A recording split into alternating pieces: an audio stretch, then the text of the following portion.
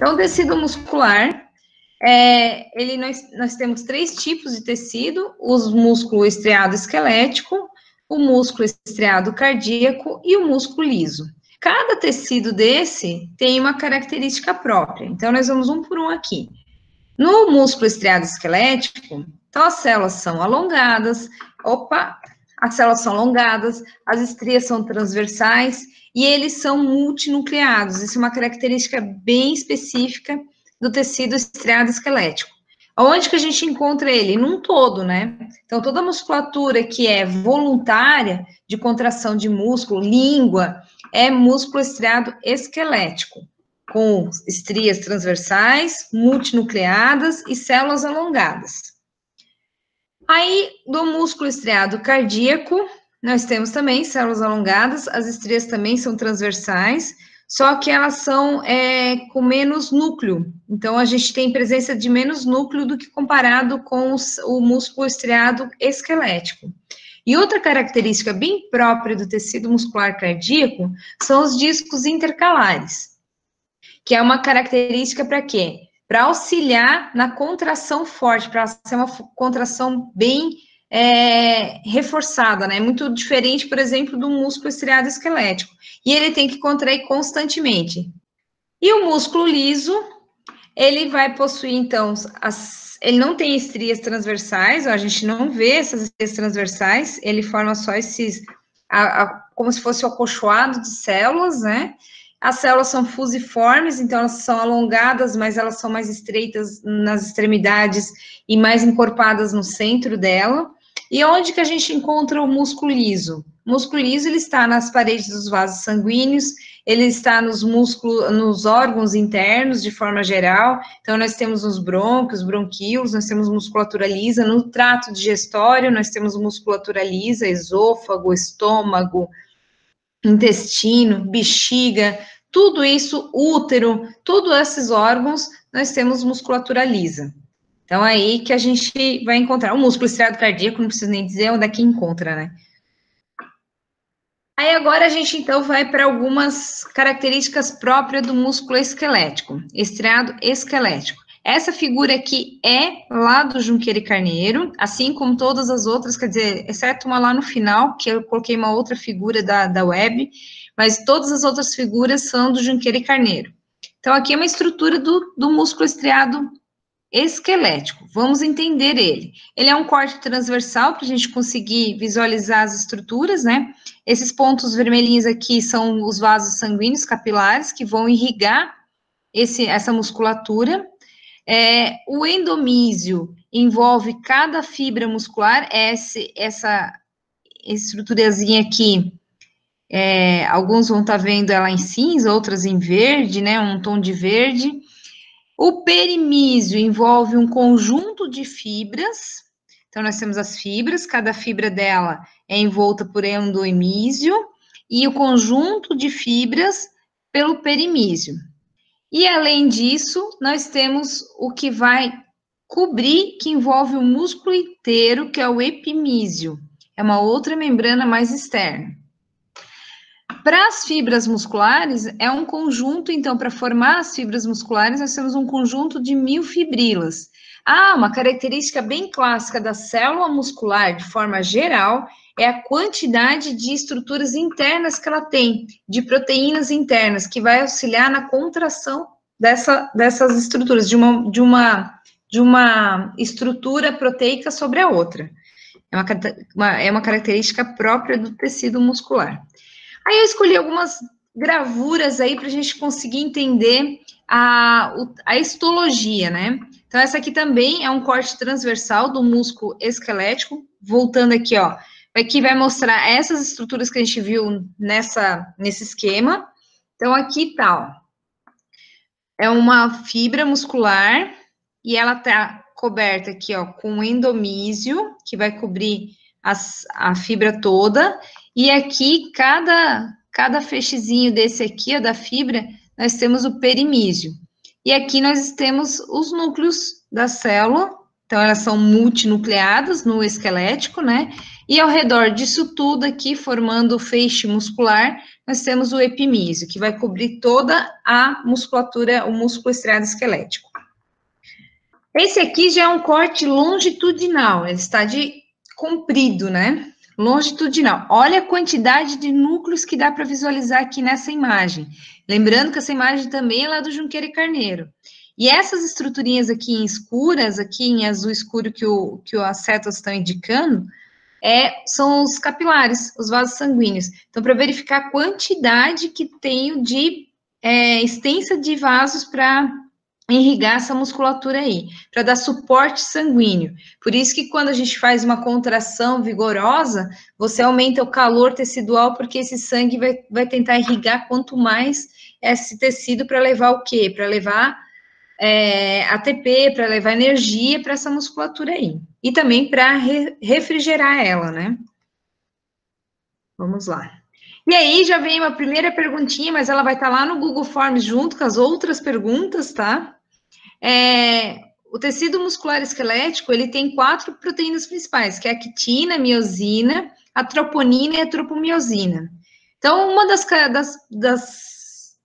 pesquisas que vocês vão fazer hoje, que tem dentro lá do Junqueira e Carneiro também, qual que é o papel dessas proteínas? A quitina e miosina, vocês devem ter visto lá em anatomia, né? A quitina e miosina nada mais que a de contração aqui, uma sobre a outra, uma é mais espessa, outra mais delgada, mas a troponina e a tropomiosina, elas têm umas características especiais aí no meio disso tudo. Então, eu quero que vocês vão buscar depois, no final dessa apresentação, o que essas proteínas fazem aí no tecido muscular, no músculo esquelético.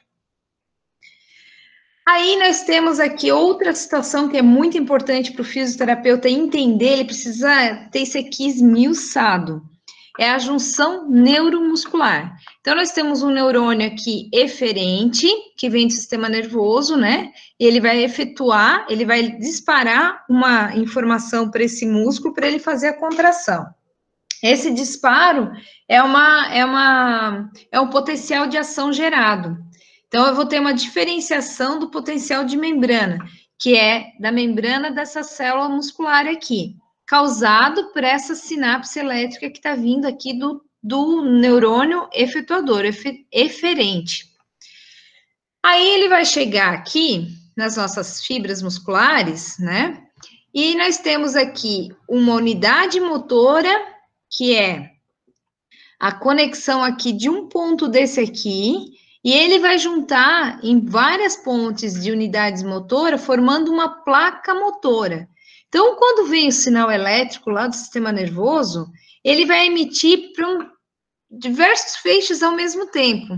E você faz uma contração muscular ritmada. E aí, o interessante, quando vocês forem ver semestre que vem, em cinesiologia, é que a musculatura, que ela é, por exemplo, uma musculatura agonista do movimento de flexão de cotovelo, por exemplo, geralmente ela pode ter a mesma inervação, porque o mesmo nervo vem, emite o sinal e você acaba contraindo diversos músculos ao mesmo tempo. Aí aqui vocês conseguem ver a quantidade de mitocôndrias, né, que precisa muito, porque você tem aqui, para ocorrer essa potencial de ação aqui, nós temos um transporte ativo de membrana, então nós temos uma mudança de ter um gasto energético muito grande, por isso a quantidade de mitocôndrias aqui nessas regiões, aqui na junção neuromuscular. Também uma figura aí do Junqueira e Carneiro. Aí já vai a segunda pergunta. Vocês vão descrever o mecanismo de contração muscular. Esse aqui eu até deixei a página do Junqueira já, ó, página 195, vocês nem precisam ficar procurando muito. Aí agora a gente vai para o músculo cardíaco. Já o músculo cardíaco, ele tem células cilíndricas e eles possuem estriações transversais, mas como eu já falei no começo lá, as fibras possuem 1 ou 2 núcleos, não são multinucleadas que nem o estriado esquelético. As fibras cardíacas se unem através dos discos intercalares, e aí eu já falei para vocês que isso potencializa a força de contração desse músculo.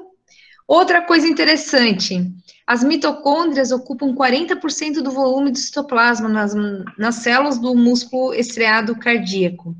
Em comparação com o estriado esquelético, é em torno de 2%. Outro fato importante é que as células do músculo cardíaco, eles vão armazenar os lipídios, né, os ácidos graxos, triglicerídeos e pequena quantidade de glicogênio. Pense aí, por que será que ele tem que fazer esse armazenamento de substrato para energia? Porque esse músculo não pode parar nunca. Se ele parou, acabou, né? Se eu paro essa bomba cardíaca, parou a vida. Então, essas células, elas vão ter ali dentro da célula formas de energia armazenada. Outra coisa também interessante que a gente encontra nessas células que é específico do tecido cardíaco, são os grânulos de lipofucsina. Esse pigmento, ele aparece principalmente em células que não se multiplicam, então que não se regeneram, e elas possuem uma vida longa. Então, é um marcador, é um pigmento escuro que a gente consegue visualizar nas células do músculo cardíaco. Também, outra informação importante da musculatura cardíaca são as fibras cardíacas apresentarem os grânulos secretores de ANP, que na tradução é trial natriurético peptídeo. Tá, prof, mas o que significa isso, né? Então, ele está mais localizado, esses grânulos secretores, na região do átrio, vai liberar essa substância, esse peptídeo aí, e esse peptídeo, ele tem um fator essencial no controle da pressão arterial. Então, ela vai liberar ali para aumentar o calibre do vaso também, e para aumentar, como o próprio nome diz, é um diurético natural, né? Ele vai excretar, fazer com que o corpo excrete mais quantidades de urina, para que reduza o volume de sangue nos vasos sanguíneos e dessa forma consiga reduzir a pressão arterial. Vocês vão ver em fisiologia, em anatofisiologia, o sistema renina-angiotensina-aldosterona. A aldosterona faz efeito contrário desse ANP aqui. Então, a aldosterona faz com que você reduza a diurese. Então, quando o indivíduo é um controle de pressão arterial da seguinte forma: o indivíduo está com uma pressão baixa, só de forma bem resumida, tá? Porque depois vocês vão ter que ver isso com calma. Pressão baixa. Aí o sistema renal vai produzir aldosterona. Quer dizer, ele não produz aldosterona, ele vai produzir renina. E essa renina passa por todo um sistema, que é a renina, angiotensina, e o final das contas é a aldosterona. Essa aldosterona, ela faz com que você reabsorva mais sódio nos túbulos renais e reabsorva mais água nos túbulos renais, fazendo com que você aumente a pressão arterial.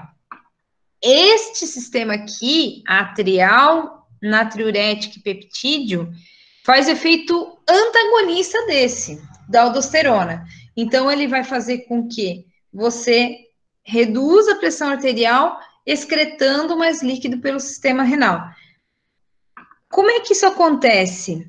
Essas células do átrio, elas são sensíveis à pressão. Então, se eu tenho uma pressão muito grande lá dentro do átrio do músculo cardíaco, ela vai excretar. É o sistema de feedback dela. Ela excreta esse peptídeo para correr o controle da pressão arterial.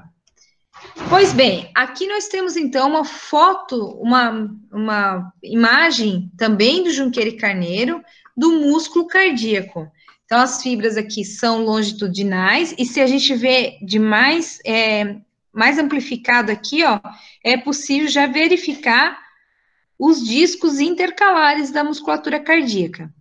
Aqui é os núcleos espaçados, diferente da musculatura estriada esquelética, e essa aqui, então, é uma foto clássica do músculo estriado cardíaco. Só curiosidade, se a gente tivesse uma musculatura no bíceps aqui do cardíaco, né, nós teríamos a capacidade de tração, por exemplo, de um caminhão. A força de contração dessa musculatura é muito maior do que o estriado esquelético. Então, lá vai uma pergunta, que eu já falei, mas vocês vão buscar lá também nos livros, né? A pergunta agora envolve o músculo cardíaco e qual que é o papel dos discos intercalares. Essa aqui é uma outra imagem, ó, da musculatura estriada cardíaca, com outra coloração, né? E aqui nós temos na seta também indicando os discos intercalares, ok? Então, vamos adiante. Agora já o músculo liso. O músculo liso, ele é mais simples, mas ele é um saco. Por quê?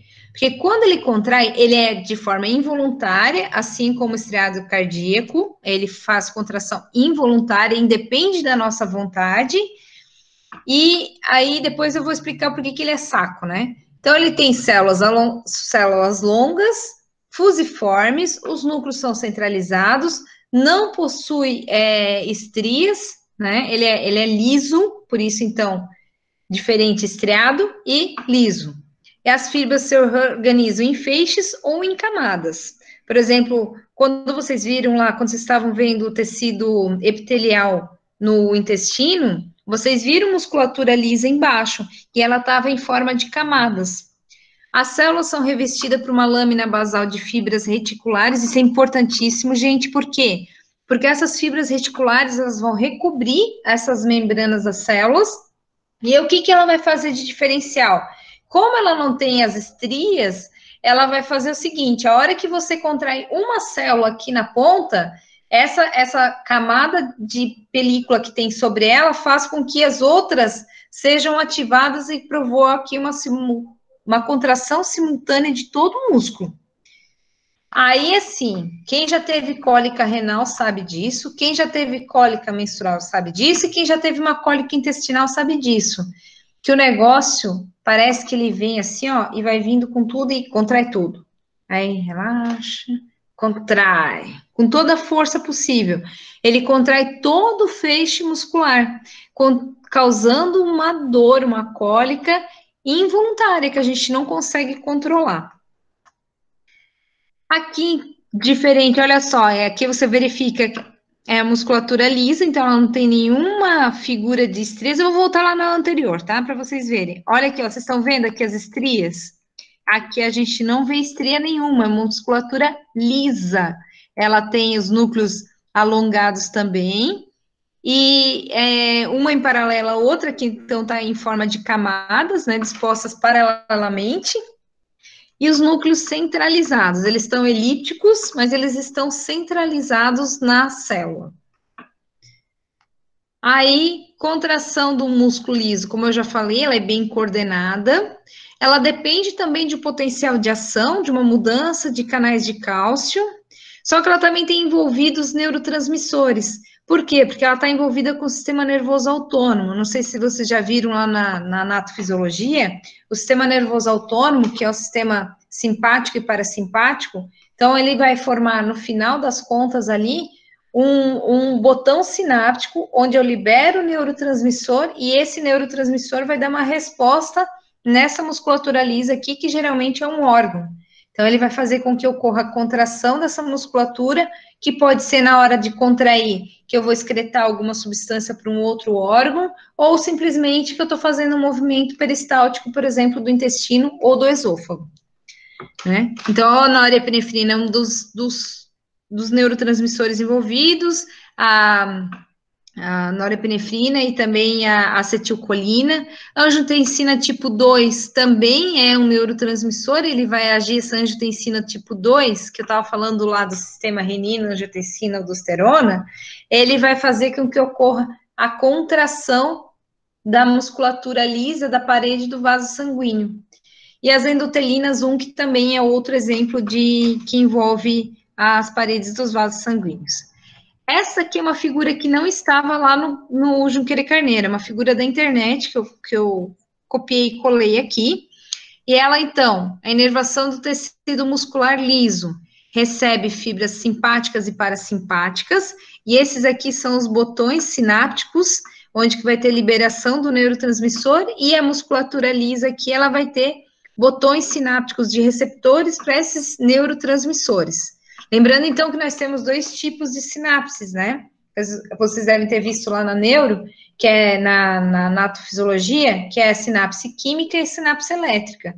a sinapse elétrica vai fazer com que ocorra a contração pelo potencial de ação, e a sinapse química, então, quando você libera uma substância química na junção neuromuscular, e essa musculatura, então, dá como resposta desse grânulo de neurotransmissor que foi liberado.